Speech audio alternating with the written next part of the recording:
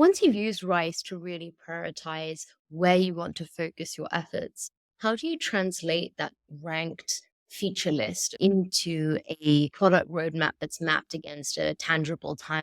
We used a version of this in the learning design team, actually. And when we started using this, we used story points. A story point is a slightly arbitrary way of attaching a kind of unit of time to a piece of work. So, for example, you could have one story point for something that a learning designer can do in an hour. Right? You almost don't need to timetable it. It's just a quick thing. Just do it.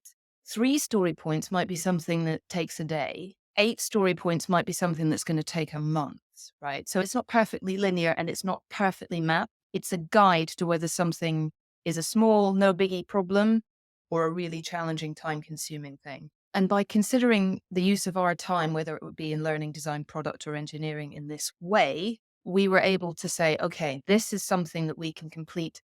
We think, always theoretical until it actually happens and real life occurs. We think, to the best of our knowledge, this is how long this is going to take. And as your team matures and does this more often and builds it into their kind of DNA, they just start to know how long certain things are going to take. For example, we would create content in 2-week cycles. And at the beginning of every 2 weeks, just like a product and engineering team, we would look at what we were thinking about building. Oh, we need to build a course for Uber, a bespoke course for Uber. How many story points do we think is this something that we're going to be able to get done in one sprint? No, this is bigger than that. This is going to tie up 3 learning designers for 3 months, whatever it is.